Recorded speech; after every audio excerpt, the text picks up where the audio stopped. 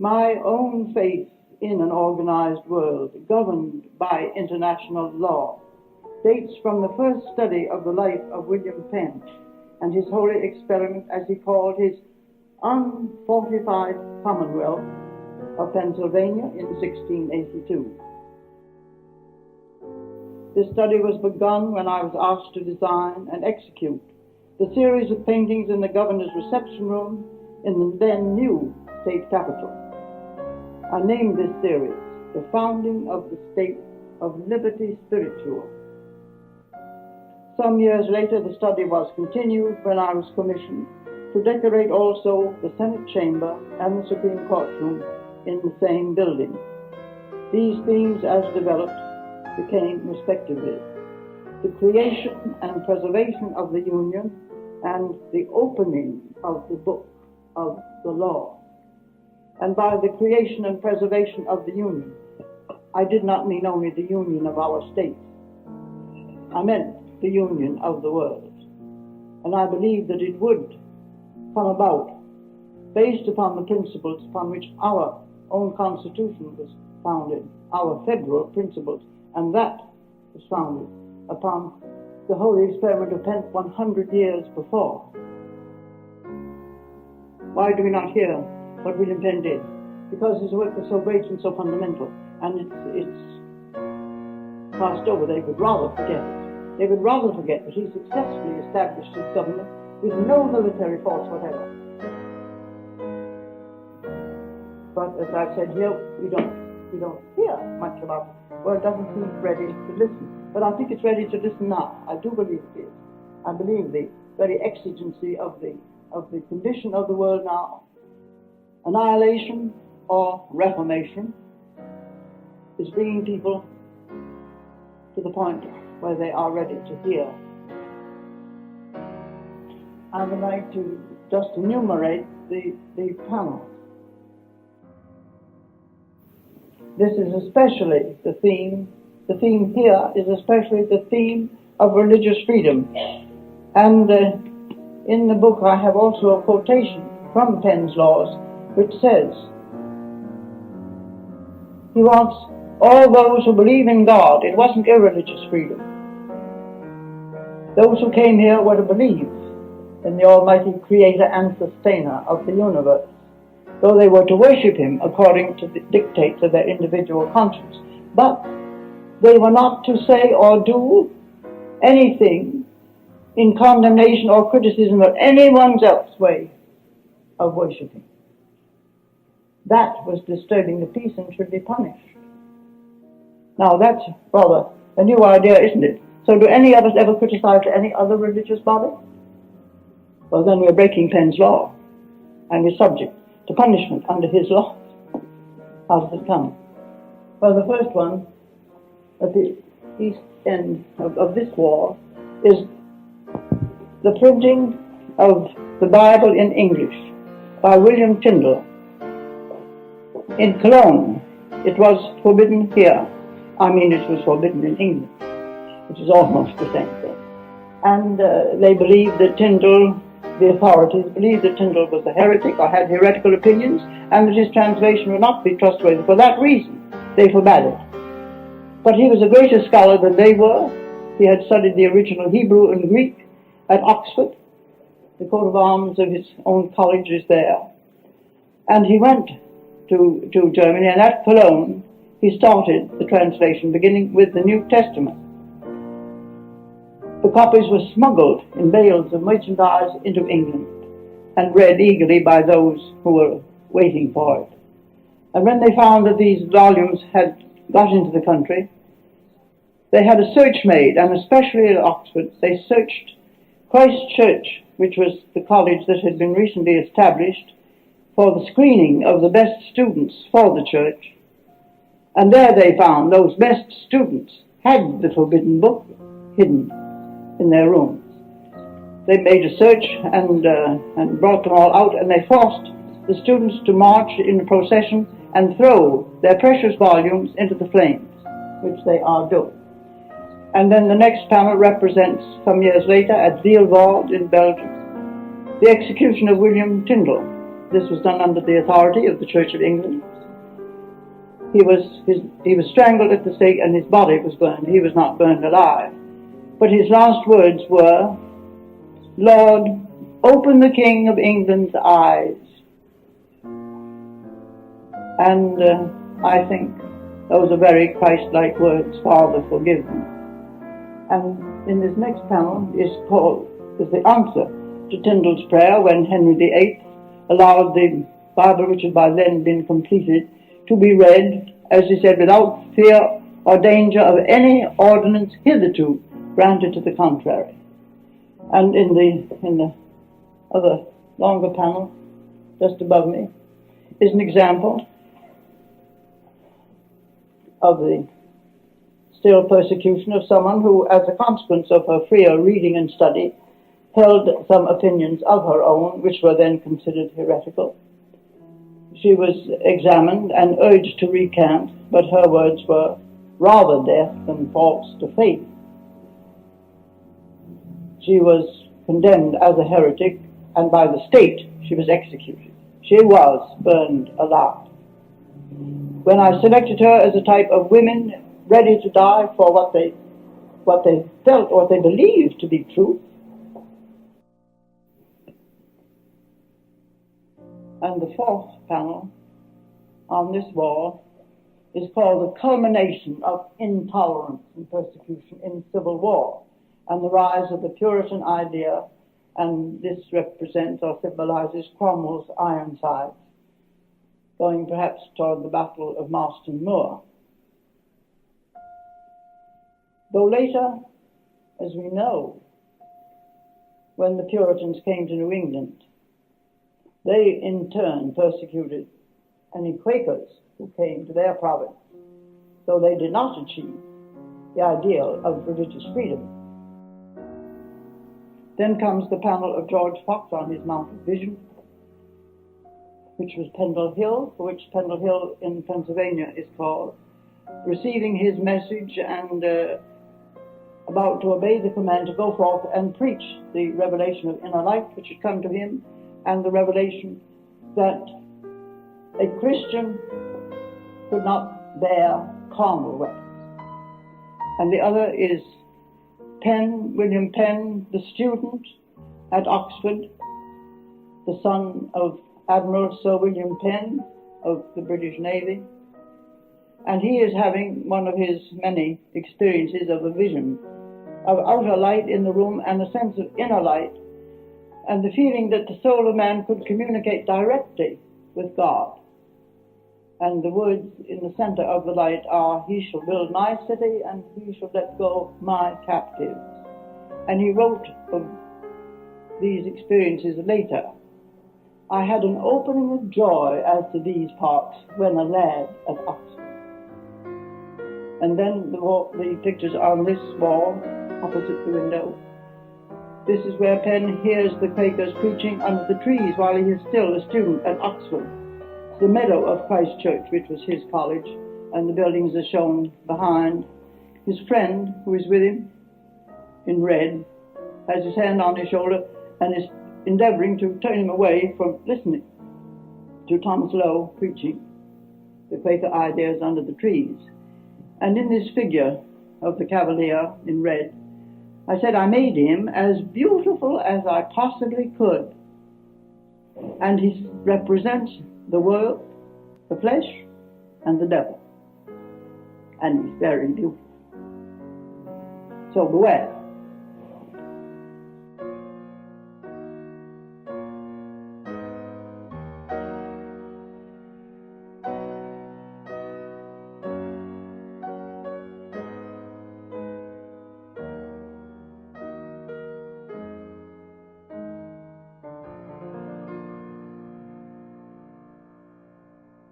And this is Admiral Sir William Penn turning his son from home because of his sympathy with the despised sect of Quakers.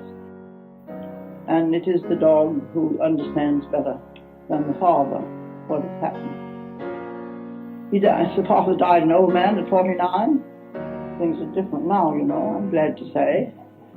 But he died an old man, and Then Penn inherited his father's estates and his influence with the crown. And here he is rising to preach at a Quaker gathering and being arrested because it was against the law under the Church of England. The Conventicle Acts made unlawful any religious services except those of the Church of England. People might meet, but anyone who addressed a meeting, a religious meeting, was immediately arrested and imprisoned.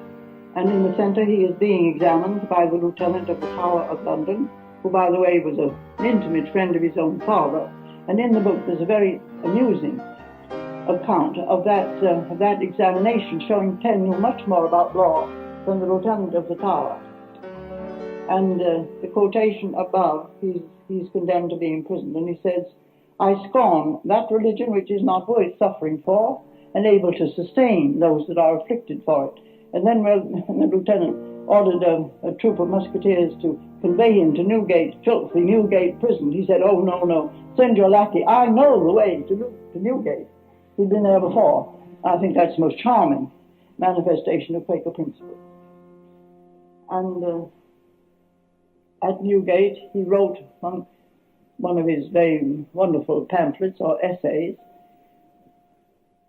called "The Great Case of Liberty of Conscience, Once More Debated and Defended."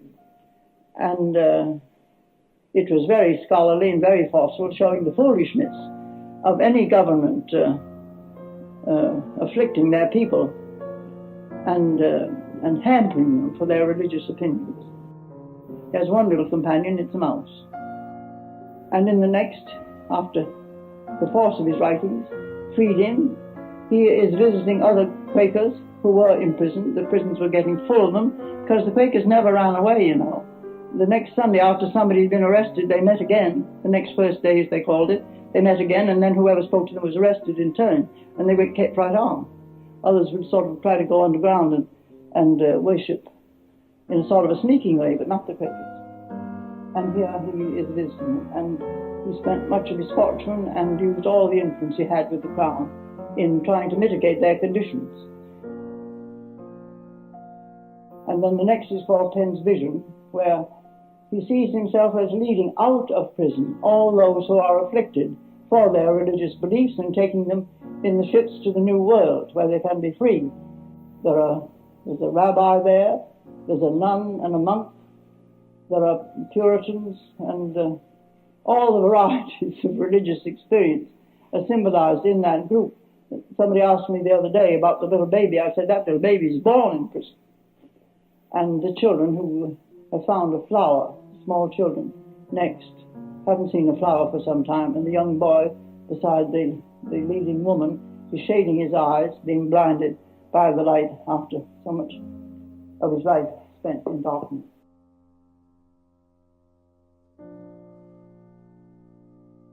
And here, Penn is in the prow of his ship, coming up the river just in sight of his promised land.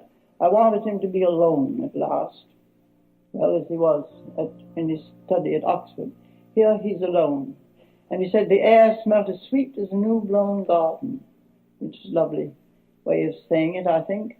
And the quotation is, thy God bringeth thee into a good land, of brooks of water, of fountains and depths, that spring out of valleys and hills, a land whose stones are iron, and out of whose hills thou mayest dig brass. When I was asked 5 years after finishing the governor's room, when I thought that was the end of my work here in the capital, I was asked to develop the theme, an original theme, and paint the paintings in this room also, and in the Supreme Court room. Here it was a continuation. I went back to the foundation in the governor's room and the principles of the Friends upon which Pennsylvania was founded, and took up the thread from there to see the development of that theme. Well, the theme as developed became the creation and preservation of the Union. And the first panels of the series are under the visitors' gallery. They were finished later. The one on the left represents the legend of the latch string, And in the same way, on the right hand, the legend of the slave ship.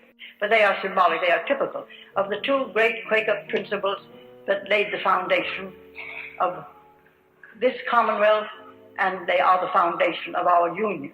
And they will be the foundation of the Union of the world. This is the Friends' protest against carnal weapons. They left the latch string out, and for that reason, the door being unbarred, they were safe. And here a Quaker, hearing of a whole slave ship that was coming into a certain harbor, went down and bought the whole shipload from the very astonished slave captain, slave trader, and took the whole thing north, where he set them free. Now, the other day, when I was talking to a body of school children who came for the first time to the capital from one of the neighboring counties, the guide who was with us and who is with us again today said that somebody had been here and had told him, I think he came from Nova Scotia, that the ship had gone to Nova Scotia and that he had met in Nova Scotia direct descendants from those Africans who are living there today. I was glad to get that additional information. The legend of the slaves of the latch string. These are Quakers who went further into the western part of the state when other settlers who were not Quakers were pushing westward and carrying their arms with them and making their own walls. And there was a local war with the Indians in that neighborhood. And one night, these friends were touched by the contagion of the fears of their neighbors.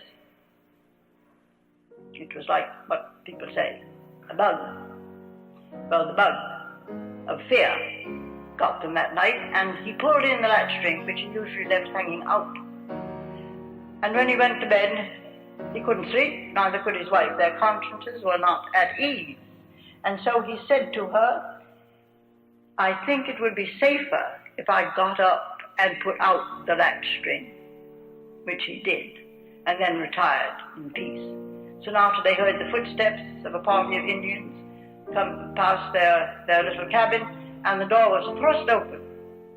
And then there was a colloquy in the Indian tongue, which they didn't understand, and the door was closed, and the Indians went on. After that, at the peace gathering for the settlement of this difference, this Quaker was one of those who sat in the circle with the Indians. And he told of this incident in proof that the Indians, when treated as friends, were friends and not enemies. And one of the Indians there in the circle said he had been the leader that night, and when he discovered that the door was not barred, that it opened at his touch. With his other hand, he's pressing back the other Indians, can you see? He said, these people trust in the Great Spirit. They will not harm us, and they shall be safe, and closed the door. A demonstration, the higher power of spiritual weapons. On this side is Washington at the Constitutional Convention. Somebody even lately spoke of this as the Declaration of Independence. I said, no, this is the constructive side of things. This has nothing to do with the war. This is the creation of the strong union of the colonies. And the words of Washington, just at the beginning of that convention, he was president of the Constitutional Convention, you know, of course, before he was president. And he said, let us raise a standard to which the wise and honest can repair. The event is in the hand of God, and he is looking upward, you see. And this is the preservation of the Union, and represents or symbolizes Lincoln making his speech at Gettysburg, consecrating the battleground as the national cemetery. And he is looking down with compassion upon the people. And his words above are, it is for us, the living, rather, to be dedicated to the unfinished work. The war was still going on. This was the high watermark of the rebellion, and from Gettysburg they were driven south again. But at that moment the war was still going on. symbolized by the stormy clouds in the sky. And then the 3 panels above were unveiled that night. These are not historic, they were, at that time, entirely prophetic. This plan for the room was worked out as it is at the time of the Balkan War, the disturbance in the Balkans in 1912, 2 years before the outbreak of the World War. And they represent the armies of the earth striving to take the kingdom of peace by violence. And this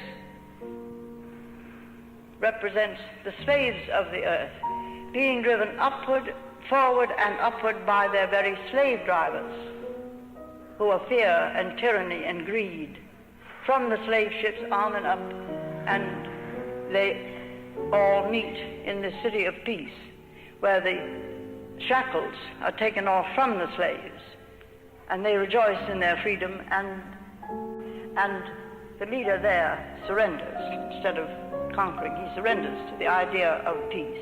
And here the weapons are beaten into plowshares, and the scholars bring in their highest ideas of the law, and the kings of the earth take off their crowns before the throne, and the little black baby is being washed, baptized in the water of life. The great figure in the center symbolizes the water of life, the water that issues from the throne. And it symbolizes the unity of all things. It is painted entirely in blue. Blue is symbolic of the wisdom.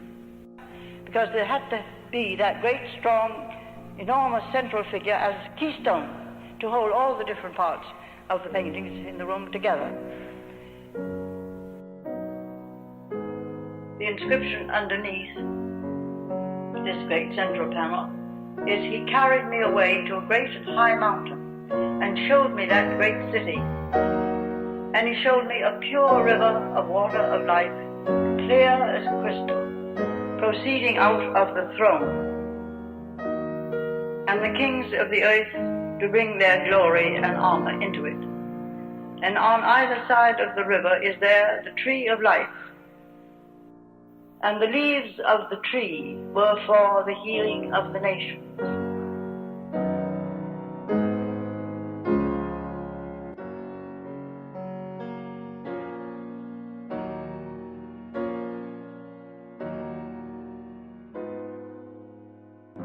Now, perhaps we should go into the other room. What is the best means of peace? Justice, rather than war. It is the open book of the law, unsealed, as a scroll unrolled upon the wall, to be read of all.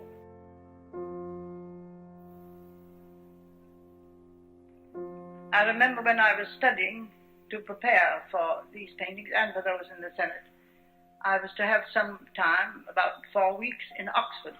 And I had a letter of introduction to the librarian of the Bodleian Library there. And I explained to him why I wanted to study law, not for the practice at the bar, but in order to develop a series of paintings for the walls of a courtroom.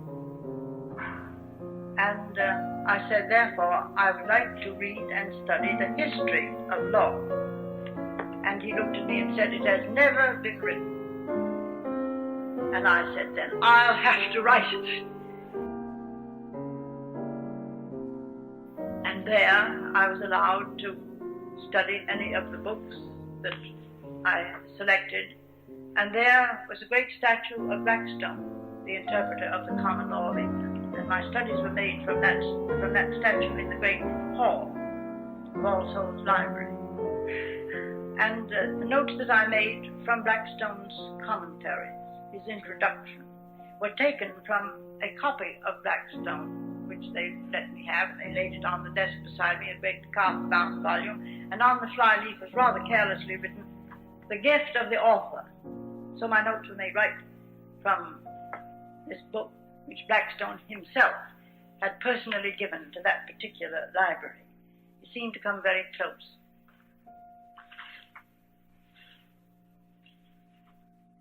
The one over the doorway is the first panel. It is like the big initial in an old illuminated manuscript, for instance, in the early illuminated book of Psalms. If you've studied them, you remember that the first page is always a great and wonderful and beautiful letter B. Beatus Via, blessed is the man who hath not stood in the counsel of the ungodly, and so forth.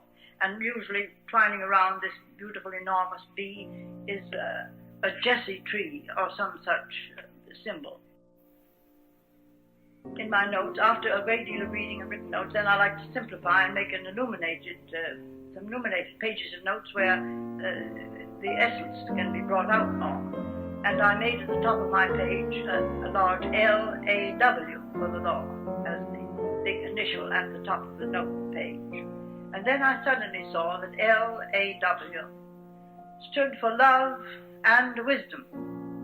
And I think I made a discovery. Law is the union of love and wisdom. And there in the decoration, the winged creatures of the seraphim, who symbolize divine love, and the cherubim, who symbolize divine wisdom, hold up the other letters into their places, which make it love and wisdom.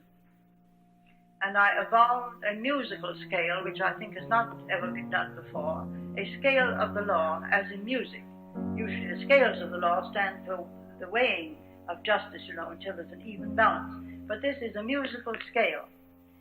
And the scale became as the keynote of the octave. And then the law of reason, where there is no particular revelation and one has to use the highest reason that one has to decide what is the law. And then the next note is the common law. Our law in this country, after we separated from the mother country, was declared in our courts to be based upon the common law of England. That is why we differ considerably from many of the European countries whose law is based upon the Roman law.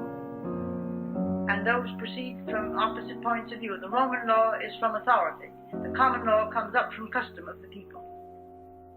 But now, in developing international law, there has to be a coming together of those 2 points of view, so that the international law will be the same for all people.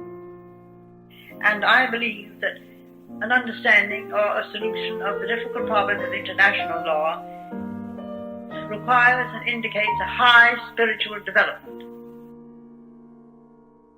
Then the first of the other panels, this first one represents the second note, or the law of nature, and symbolizes the golden age. And there are quotations from the great writers on the law, which say that some people think that the golden age is past, and but there are those who believe that the golden age is the age toward which we are drawing, toward which we approach. And I think that's much more helpful. Have any of you thought of the golden age as all in the past? We should answer my questions. I like to talk with you, not to you. Well, we're coming to the golden age, and I think that's more cheerful. The next panel is one of 3 panels which reveal the law.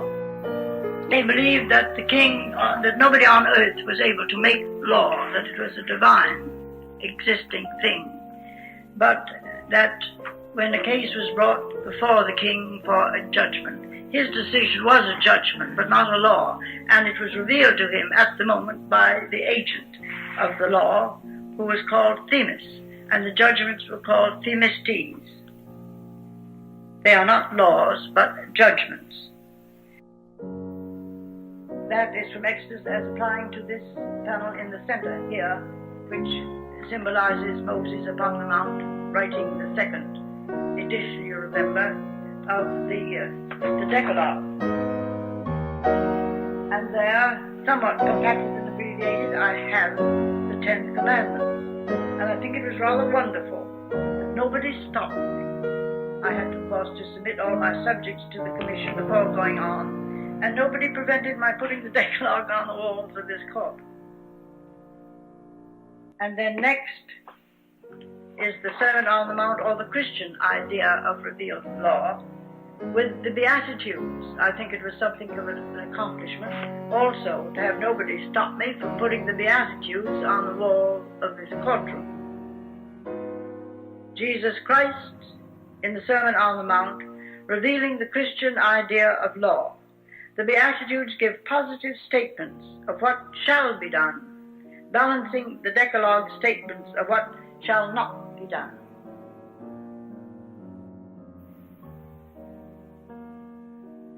And then the following one is the codifying of the law by the Emperor Justinian. At the time Justinian came to the throne, the accumulation of Roman law was so great that nobody had the slightest idea what it was.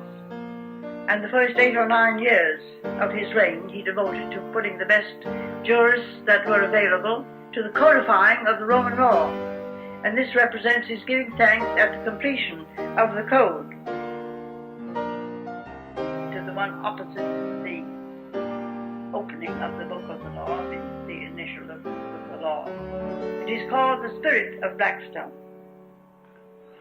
In these panels representing the common law, these 3 panels serve as an apotheosis of Sir William Blackstone, the great expounder of the common law of England, to the students of Oxford University, and the greatest commentator on that law, which has become basic both in England and the United States.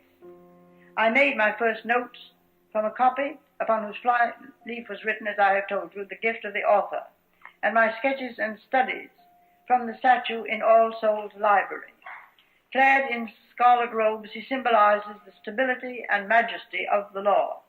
In the background, the Law Library of All Souls College significantly suggests the vast number of books perused by the law students of all ages who here sit at Blackstone's feet. Some of my very dear friends posed for those different students. And then we come to the panel representing Penn as lawgiver. Remember that we have only recently discovered that Thomas Jefferson said that Penn was the greatest lawgiver the world has produced. I hope the lawyers in my audience will mark all of this. The founder of Pennsylvania was a religious mystic, a great statesman and writer, and at the same time a courtier and practical man of affairs. A rare combination. His well-known Fruits of Solitude might well be described as holy meditation. Behind and above him in the composition, the figures of other great men of wide international vision are suggested. His precursor, George Fox, founder of the Society of Friends, who had recently died, and his mantle fell upon Penn's shoulders. I told the governor the other day that Penn's mantle was now upon his shoulders.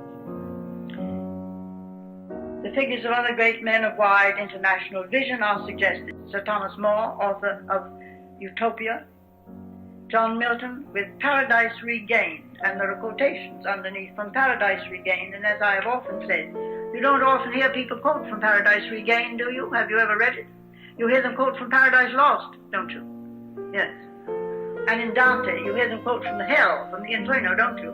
You never hear them quote from Dante's Paradiso, because they never read it.